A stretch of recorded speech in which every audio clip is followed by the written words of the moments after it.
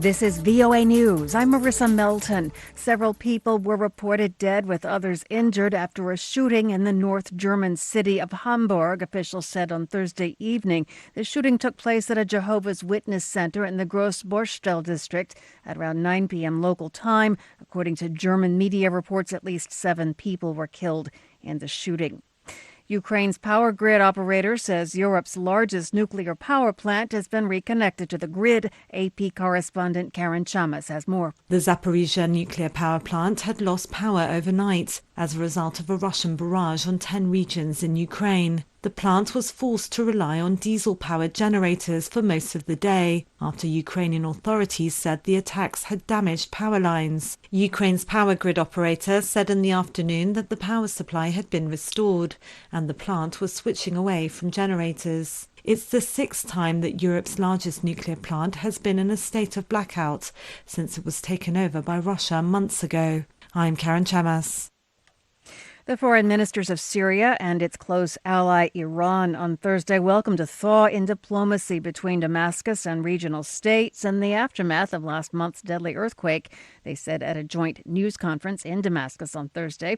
The Syrian foreign minister said Syria aimed to normalize relations with regional states after Syrian President Bashar al-Assad's political isolation for more than a decade of war. Iran's foreign minister said also welcomed any initiative for talks aimed at reaching an understanding in the region, including meetings of 4 countries, Iran, Russia, Syria, and Turkey, aimed at resolving Syria's crisis. From Washington, you're listening to VOA News.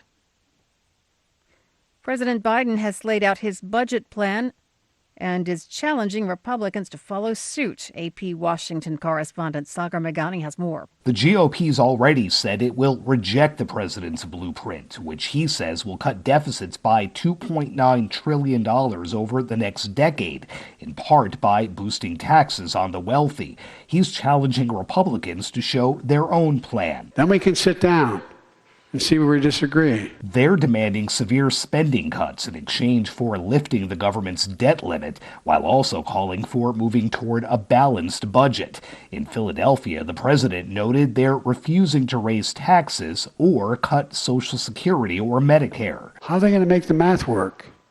What are they going to cut? House Speaker Kevin McCarthy says the president's plan would simply create even bigger government. It's unlikely to pass either chamber of Congress. Sagar Meghani, Washington. Senate Republican leader Mitch McConnell suffered a concussion after a fall at a local hotel in Washington, D.C. and remains hospitalized for a few days of observation and treatment. This, according to a spokesman on Thursday. The Kentucky senator, who is 81, was at a Wednesday evening dinner for the Senate Leadership Fund, a campaign committee aligned with him, when he tripped and fell at a Washington, D.C. hotel. President Joe Biden tweeted that he wishes McConnell a speedy recovery and looks forward to seeing him back on the Senate floor. In remarks, Senate Majority Leader Chuck Schumer said he's thinking of Minority Leader McConnell as well. I called the leader this morning and spoke briefly with his staff to extend my prayers and well wishes. My thoughts are also with Leader McConnell's family and his team. I join every single one of my colleagues in wishing Leader McConnell a speedy and full recovery. Authorities say a Norfolk Southern train has derailed in Alabama. AP correspondent Norman Hall has more. A Norfolk Southern train derailed in east central Alabama, but company and local officials say there's no threat to the public. The Alabama accident came on the same day Norfolk Southern CEO testified before Congress about the impact of a hazardous materials train derailment in Ohio. The derailment in Calhoun County, northeast of Birmingham, involved about 37 train cars. A company spokesman said none of the cars carried hazardous materials, but 2 of them are considered residue cars because they previously contained hazardous materials. They were not compromised. I'm Norman Hall. The United States has announced more sanctions on people and firms associated with Iran and with what it calls an illicit banking network used to conceal transactions. The U.S. said Thursday it places the penalties on 39 firms linked to a shadow banking system that helped to muddy financial activity between Iranian firms and foreign buyers. This is VOA News. Please subscribe, like, or comment. Thank you.